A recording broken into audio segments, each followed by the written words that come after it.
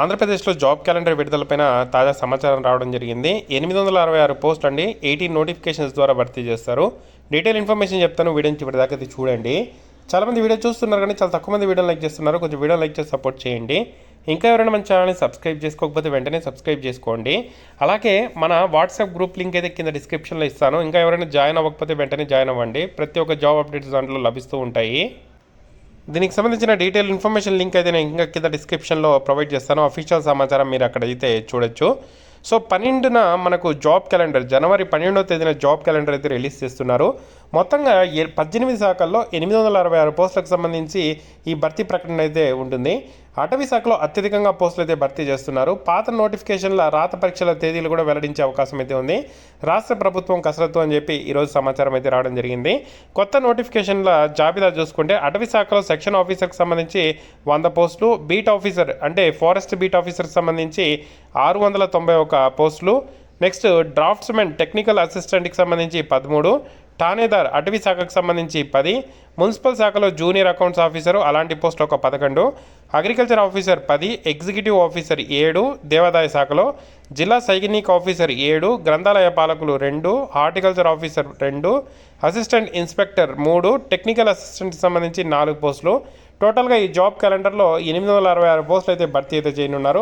దీన్ని 12న ఏపీఎస్సీ ద్వారా job calendar అయితే విడుదలకు చర్యలు అయితే తీసుకుంటున్నారు. ఆ రోజు ప్రభుత్వం కొత్త పోస్టుల భర్తీ నోటిఫికేషన్ల జారీ గురించి ఇప్పటికే విడుదల చేసిన 20 రకాల నోటిఫికేషన్ల పరీక్షల నిర్వహణ తేదీలను అయితే ప్రకటిస్తుంది. కూటమి ప్రభుత్వం కొత్తగా భర్తీ చేయనున్న 866 పోస్టులకు సంబంధించి 18 నోటిఫికేషన్లు అయితే రానున్నాయి. అటవీ శాఖలో 814 పోస్టులు ఉంటాయి.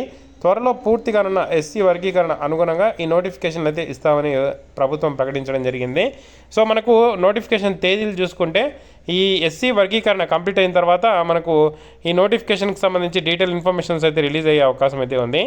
దివ్యాంగుల శాఖలో వార్డెను, అలాగే గనుల శాఖలో రాయల్టీ ఇన్స్పెక్టరు, ఫ్యాక్టరీ సర్వీసెస్లో ఇన్స్పెక్టర్ ఆఫ్ ఫ్యాక్టరీసు, బీసీ వెల్ఫేర్లో హాస్టల్ వెల్ఫేర్ ఆఫీసరు, జైలు శాఖలో జూనియర్ అసిస్టెంట్ టైపిస్టు, రవాణా శాఖలో ఏఎంవిఐ పోస్టులు భర్తీకి కూడా నోటిఫికేషన్లు ఇస్తామని సాధారణ పరిపాలనా శాఖ తెలిపింది. సో ఈ పోస్టులే కాకుండా ఇంకా కొన్ని ఇతర పోస్టులు కూడా ఉంటాయని చెప్పి మనకి ఇక్కడైతే తెలుస్తోంది. ఏప్రిల్ తర్వాత గ్రూప్ 1 ప్రధాన రాత పరీక్షలు అని చెప్పి రావడం అయితే జరిగింది. సో ఏప్రిల్ మనకు తర్వాత గ్రూప్ 1కి సంబంధించిన మెయిన్స్ ఎగ్జామ్ అయితే ఉండే అవకాశం అయితే ఉంది. మరికొన్ని పోస్టులు చూసుకుంటే deputy educational officer, environmental engineer, వీటికి సంబంధించి ఎగ్జామ్ డేట్స్ అయితే మనకు తెలిసే అవకాశం అయితే ఉంది.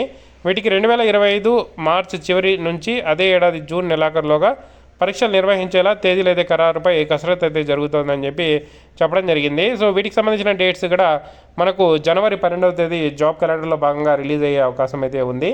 ఇది అప్డేట్ అయితే టోటల్గా ఆంధ్రప్రదేశ్కి సంబంధించిన జాబ్ క్యాలెండర్కి సంబంధించి తక్కువ పోస్టులు అయితే ఉన్నాయి. మనకు ఇది కాకుండా 16,000 పోస్టులకు సంబంధించి డిఎస్సి నోటిఫికేషన్ రిలీజ్ చేశారు. వాటికి సంబంధించిన ఎగ్జామ్స్ కూడా నోటిఫికేషన్ రిలీజ్ చేసి ఎగ్జామ్స్ కూడా కండక్ట్ చేయాల్సిన అవసరం అయితే ఉంది. సో వాటిని కొత్త విద్యా సంవత్సరం స్టార్టింగ్ లోపు కంప్లీట్ చేస్తామన్నారు.